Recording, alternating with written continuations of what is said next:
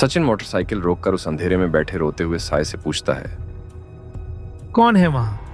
इस समय इस सुनसान रास्ते पर अकेले बैठे कौन रो रहा है? आवाज सुनते ही उसका रोना बंद हो जाता है। वो साया उठकर मोटरसाइकिल की हेडलाइट की रोशनी में आकर खड़ा हो जाता है। जैसे ही उस साये का सर ऊपर को होता है, उसे देखकर सचिन चौंक जाता है। उसके मुंह से अनायास ही निकलता है, गुलाबो, यहां इस तरह सुनसान रास्ते पर उस पैर के नीचे क्या कर रही हो? और वहां मेले के पास उस जगह आई क्यों नहीं? मैं कब से तुम्हारा रास्ता देख रहा था। जब तुम नहीं आई तो मैं वापस जाने लगा। और ये इस तरह तेज तेज रोने की वजह क्या है? मैंने कहा था ना, मेरी माँ मुझे नहीं छोड़ने वाली। आज तो वो उन लोगों को घर लेकर आ गई और पैसे लेकर मुझे उन्हें बेच दिया। बड़ी मुश्किल से वहां से जान बचा के भागी हूं। मैं तो मरने जा रही थी, पर तुम्हारा ख्याल आया बाबू, तो यहाँ आकर बैठ गई। पता था तुम इसी रास्ते से जाओगे। वहां मेले में वो लोग मुझे पकड़ सकते थे, इसलिए मैं वहां नहीं गई। मैं घर से भाग आई हूं हमेशा के लिए। अब मुझे वहां दोबारा नहीं जाना। मेरा कोई घर नहीं अब। बस तुमसे पूछना है कि तुम मुझसे शादी करोगे या नहीं। यदि नहीं तो मैं अभी अपना जीवन खत्म कर लूंगी। इस तरह भटकते भटकते और नहीं जीना अब। बोलो, करोगे इस गंवार से शादी? बोलो बाबू, बोलो। वो सचिन को दोनों हाथों से पकड़कर झंझोड़ते हुए बोली। सचिन स्तब्ध सा मोटरसाइकिल पर बैठा बैठा उसकी ओर देखे जा रहा था। उसे कुछ समझ नहीं आ रहा था क्या करे। एक तरफ मां, भैया और खुशबू के चेहरे घूम रहे थे, तो दूसरी तरफ वो अनजान लड़की गुलाबो उसकी तरफ उम्मीद लगाए देख रही थी। क्या हुआ बाबू, तुम बोल क्यों नहीं रहे? तुमने ही तो खुद सामने से कल बोला था कि मुझसे शादी करोगे। अब क्या हुआ? घर वालों के आगे झुक गए ना? अब मुझसे शादी नहीं करोगे ना? मुझे पता था मेरी कोई हैसियत नहीं। एक गरीब अनाथ गंवार लड़की को भला कौन पूछता है। मुझे तुम्हारा जवाब मिल गया बाबू। तुम खुश रहो अपनी दुनिया में, लेकिन मैं अब ये दुनिया छोड़कर जा रही हूं। इतना कहते ही वो लड़की झाड़ियों में भाग जाती है। उसे इस तरह भागते देखकर सचिन मोटरसाइकिल वहीं खड़ी कर उसके पीछे उसे आवाज देता हुआ झाड़ियों में भागता है। वहां बने एक कुएं में जैसे ही वो लड़की गुलाबो कूदने को होती है, तभी पीछे से सचिन उसका हाथ पकड़कर अपनी तरफ खींच लेता है। ये क्या पागलपन है गुलाबो? मेरी बात सुने बिना ही वहां से भागी चली आई। मुझ पर भरोसा नहीं किया। तुम्हें तुम्हारे घर जाने की कोई जरूरत नहीं। यदि घर जाओगी तो मेरे अपने हमारे घर। आज से तुमको उस घर की बहू का दर्जा देता हूं। मैं तुमसे शादी करने को तैयार हूं। चाहे जो हो जाए, मैंने फैसला ले लिया है। बस तुम मरने का ख्याल दिल से निकाल दो। चलो मेरे साथ। सचिन उसका हाथ पकड़कर उसे अपने साथ ले जाने लगता है। लेकिन बाबू सुनो तो, मैं बिना शादी किए तुम्हारे घर नहीं जा सकती। गुलाबो उससे हाथ छुड़ाते हुए बोलती हैं, क्यों? तुम अभी मेरे साथ घर चलो। हम घर में सबको बताकर सबका आशीर्वाद लेकर कल मंदिर में शादी कर लेंगे। सचिन गुलाबो से बोला, नहीं, ऐसा नहीं हो सकता। क्या मतलब? सचिन ने हैरान होकर पूछा। मेरा मतलब, जब तक मैं तुमसे शादी नहीं कर लेती, उस घर में नहीं जा सकती। क्यों नहीं जा सकती? मैं बोल रहा हूं ना, हम कल सबकी मर्जी से मंदिर में शादी कर लेंगे। और यदि किसी की मर्जी ना हुई तब भी मैं तुमसे शादी करूंगा। भरोसा नहीं मुझ पर? सचिन खुद के सीने पर हाथ रखते हुए गुलाबो से बोला, वो बात नहीं, लेकिन हमारे घर की रीत यही है कि जब तक शादी ना कर लें, किसी पराये मर्द के साथ उसके घर कभी नहीं जाते। जब वो घर ही छोड़ आई तुम, तो कैसी रीत? और इस समय भला हम कहां शादी करेंगे? अभी वक्त देखो। सचिन उसे घड़ी दिखाते हुए बोला, वो मैं नहीं जानती, पर बिना शादी किए मैं तुम्हारे साथ नहीं चल सकती। रीत तो रीत है, माननी तो पड़ेगी। हमारे यहाँ ऐसा माना जाता है, जब कोई लड़की शादी करती है तो पहले कुलदेवी के सामने अपने होने वाले पति को ले जाकर पूजा करनी पड़ती है। फिर मांग भरकर फूलों का हार पहनाकर कुलदेवी का आशीर्वाद जब तक ना लो तब तक अपसगुन माना जाता है। ये रीत नहीं मानी तो कुछ भी बुरा हो सकता है। मैं तुमको खोना नहीं चाहती बाबू, इसीलिए जाऊंगी तो शादी करके ही, वरना नहीं। गुलाबो अपनी बात पर दृढ़ होते हुए सचिन से बोली, लेकिन इस वक्त कौन मिलेगा जो हमारी शादी कराए?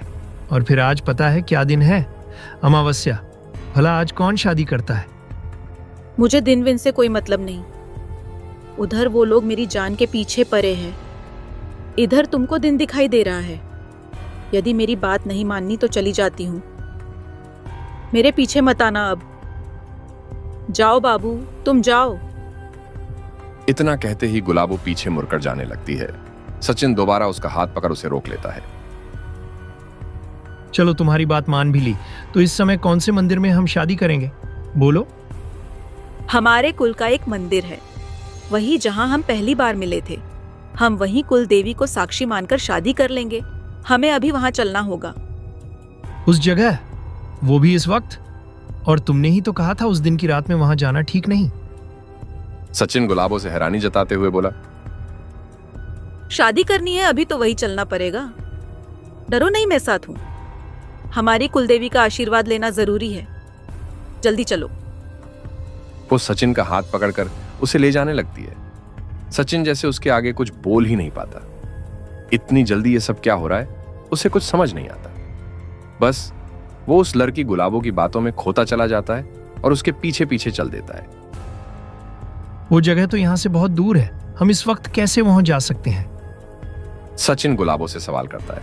उसकी बात सुन गुलाबो जवाब देती है,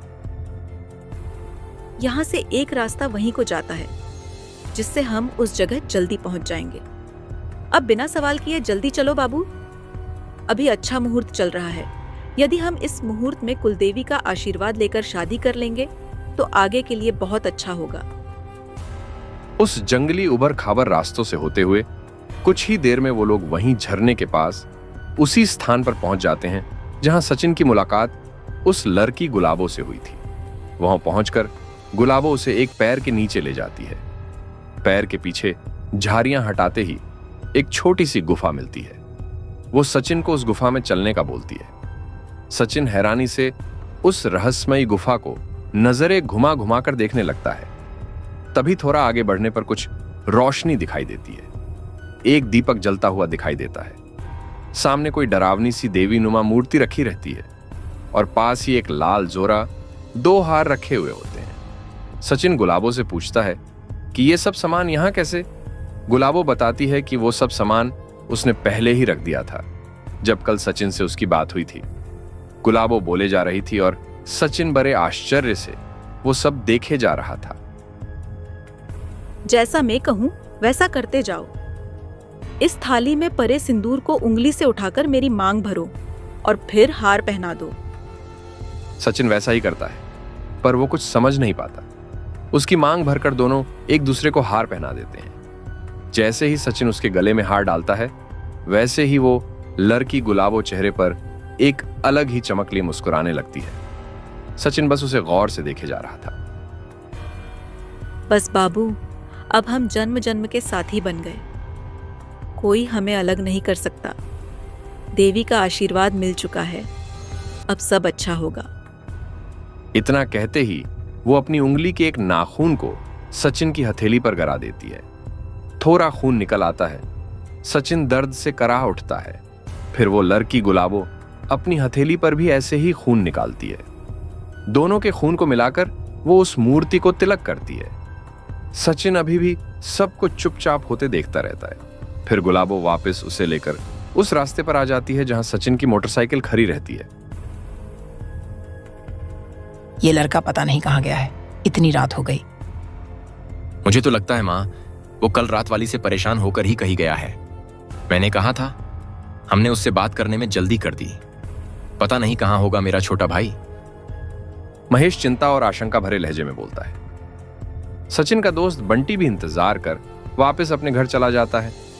जब मनोहर लाल और खुशबू को पता चलता है तो वो भी उनके साथ सचिन को ढूंढना शुरू कर देते हैं। सभी जगह देखने के बाद पार्वती, महेश और मनोहर लाल आंगन में आकर चिंतित होकर चुपचाप बैठे रहते हैं। पार्वती के मन में रह रहकर अनजानी आशंकाएं जन्म लेने लगती हैं। वो भगवान से सचिन की सलामती की दुआएं करने लगती है। रात को 11:45 बजे गांव में सभी दुकानें बंद हो चुकी थीं। दूर किसी घर में रेडियो पर एश डॉन फिल्म का "अरे दीवानो मुझे पहचानो, कहां से आया मैं हूं कौन" गाना बज रहा था। गांव के सभी रास्ते सुनसान पड़े थे, इक्का दुक्का लोग ही नजर आते हैं। तभी एक मोटरसाइकिल वहां से गुजरती है। पीछे लाल जोरे में गुलाबों को लेकर सचिन गांव में प्रवेश करता है। गुलाबो घूंघट हटाकर पूरे गांव को आसपास नजरें घुमाकर देखते हुए आंखें चौड़ी कर अजीब ढंग से मुस्कुराने लगती है। तभी 2-4 कुत्ते भौंकते हुए उनके पीछे पड़ जाते हैं। गुलाबो घूंघट हटाकर उन कुत्तों की तरफ बस एक नजर देखती भर ही है। इतने में ही वो तेज भौंकना छोड़, ऊ करते हुए पीछा करना छोड़, वापस दुम हिलाते हुए उल्टी दिशा में भाग जाते हैं। जैसे ही सचिन घर में प्रवेश करता है, मां उसे देखते ही उसकी तरफ आती है। महेश भी द्वार कर उसके पास आता है। कहां चला गया था मेरे भाई? हम कितना परेशान हैं शाम से ही। मां को देख कितनी परेशान है। किसी ने खाना भी नहीं खाया। बस तेरी ही चिंता में बैठे हैं सब शाम से। मनोहर चाचा और मैंने तुझे कहां कहां नहीं ढूंढा। देख कितना वक्त हो गया है। घर की कुछ चिंता भी है तुझे। कहां था तू अब तक? महेश सचिन के कंधों पर हाथ रखते हुए उससे सवाल करता है। तभी मनोहर लाल बीच में आकर हड़बड़ाए हुए महेश को सचिन से अलग करते हैं।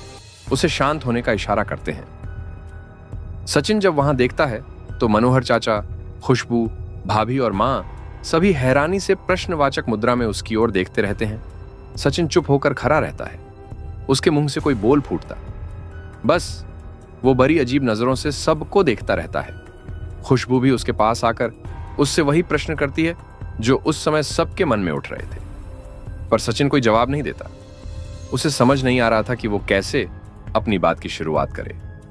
दोनों हाथों की मुट्ठियां तेजी से भींचते हुए वो खुशबू की तरफ देखता है। खुशबू उसकी आंखों में सवालिया निशान ली अनवरत देखती रहती है। तभी मां बोलती है, बोलना क्या बात है? चुप क्यों है तू? आखिर कहाँ गया था? तेरी तबीयत तो ठीक है। देख कितना पसीना आ रहा है तुझे इस ठंडी रात में भी। बोल बेटा बोल, मेरा कलेजा बैठा जा रहा है। बंटी की मोटरसाइकिल लेकर आखिर कहाँ गया था तू? पार्वती घबराकर उसके माथे पर हाथ फेरते हुए बोली। इतने में जैसे ही गांव के इकलौते पुराने घंटा घर में रात के 12 बजने की ध्वनि पूरे वातावरण में गूंजती है, सचिन के पीछे से एक लड़की छन छन करते लाल जोरे में सजी हुई घूंघट किए हुए अपना पहला कदम ड्योरही पर रख दरवाजे पर आकर खड़ी हो जाती है। उसके वहां आते ही जैसे सारे वातावरण में अचानक से बदलाव आ जाता है। साएं साएं कर हवा भी अपनी तेजी दिखाने लगती है, जिसके असर से पास में जलती हुई लालटेन भी बार बार झप झप करने होने लगती है। वहीं आंगन में बंधे हुए बैल अचानक से सफेद आंखें फाड़ते हुए गर्दन ऊंची कर बेचैनी से पीछे की तरफ सरकने लगते हैं, जैसे वो खूंटा उखाड़ वरकर वहां से भाग जाना चाहते हो। ये सब देखकर सभी और हैरान हो जाते हैं।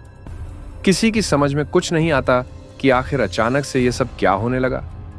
वातावरण जो अब तक शांत था वो इतना अशांत कैसे हो गया। खुद सचिन भी ये सब बड़ी हतप्रभ नजरों से देखने लगता है। उसे भी कुछ समझ नहीं आता। आश्चर्यों की झरी लग जाती है, पर लाल जोरे में सजी गुलाबों पर इन सब का कोई असर नहीं पड़ता। वो एक हाथ से पल्लू सर पर लिए धीरे धीरे चलकर सचिन के बगल में आकर खड़ी हो जाती है।